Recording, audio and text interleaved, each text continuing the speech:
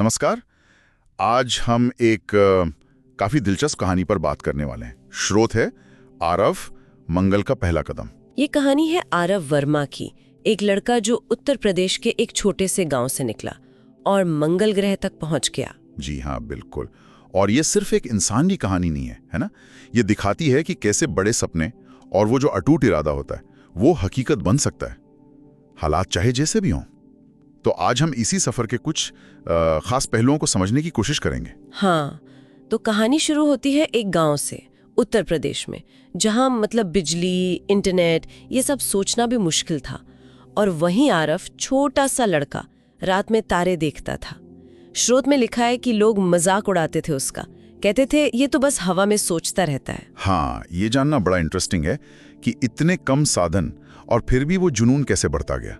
सोचिए, सरकारी स्कूल, पुरानी किताबें, कबाड़ी वाले से विज्ञान की मैगजीनें खरीदना और वो मोबाइल के एक सिग्नल बार के लिए भटकना ताकि नासा के डॉक्यूमेंट्स पढ़ सके। अविश्वसनीय लगता है सुनने में। और फिर इसरो की स्कॉलरशिप, एक बार नहीं, 2 बार नहीं, 3 बार फेल हुए। 3 बार? हाँ, और चौथी बार में कामयाब होना। ये सिर्फ मतलब लगे रहना नहीं है, इसमें सीखना भी शामिल है ना? अपनी गलतियों से सीखना। बिल्कुल, ये दिखाता है कि वो सिर्फ जिद्दी नहीं था बल्कि समझदार भी था। अपनी स्ट्रैटेजी बदल रहा था शायद। और फिर इसरो पहुंचकर भी वो सबसे यंग था वहां। जी, और सबसे डेडिकेटेड भी। सुबह 4 बजे उठकर दौड़ना, दिन भर पढ़ाई, फिर रात में तारों के नक्शे देखना। उसकी यही लगन थी शायद कि नासा की नजर उस पर पड़ी और उन्होंने उसे मैन मार्स मिशन, उसका नेतृत्व करने के लिए चुना। हाँ, ये अपने आप में एक बहुत बड़ा कदम था, एक भारतीय लड़के के लिए इतनी कम उम्र में। और मिशन भी कोई छोटा नहीं था। स्रोत बताता है 22 देश शामिल थे इसमें, 14 अलग अलग स्पेस एजेंसियां, और लीड कौन कर रहा था? आरव। सोचकर ही लगता है कितना दबाव होगा। और ट्रेनिंग तो और भी कठिन थी। मंगल के माहौल के लिए तैयारी करना, वो भी सिर्फ 4 घंटे की नींद लेकर, एकदम नपातुला खाना। स्रोत कहता है उसने खुद को जैसे एक मशीन में ढाल लिया था। पर क्या ये सिर्फ शारीरिक था? शायद नहीं। स्रोत में वो जिक्र है ना लॉन्च से पहले वाली रात का। हाँ बिल्कुल, जब वो अपनी माँ की तस्वीर देखता है और उनकी कई बात याद करता है। सपना बड़ा हो तो रास्ता ऊपर वाला खुद बनाता है। तो ये दिखाता है कि अंदर एक मजबूत भावनात्मक सहारा भी था, वो सिर्फ मशीन नहीं था। सही कहा। और फिर वो दिन आया, 6 जुलाई 2047। रॉकेट लॉन्च हुआ, मानवता के लिए एक ऐतिहासिक पल। 6 महीने लगे यात्रा में। अंतरिक्ष का वो अकेलापन, वो दबाव। स्रोत इस पर ज्यादा बात नहीं करता है ना? नहीं, ज्यादा डिटेल नहीं है, लेकिन मंगल पर उतरने का जो क्षण है और आरव के पहले शब्द, उस पर काफी जोर है। हाँ, वो शब्द तो शायद इतिहास में हमेशा याद रखे जाएंगे। बिल्कुल।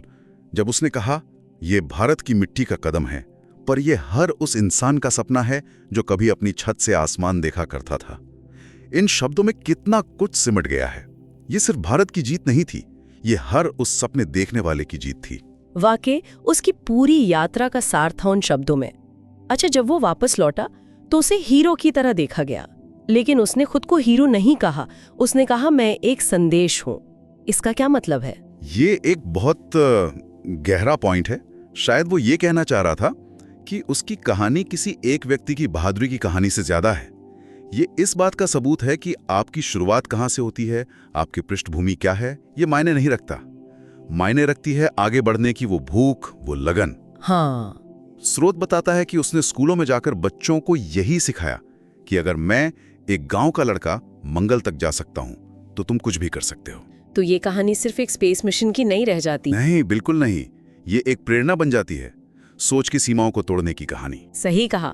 ये बाधाओं पर जीत तो है ही, पर ये मानवीय क्षमता कि इंसान क्या कुछ कर सकता है, उसकी कहानी है। हाँ, आरव वर्मा की ये यात्रा हमें यही दिखाती है कि साधारण पृष्ठभूमि से आकर भी असाधारण सपने देखे जा सकते हैं और उन्हें पूरा भी किया जा सकता है।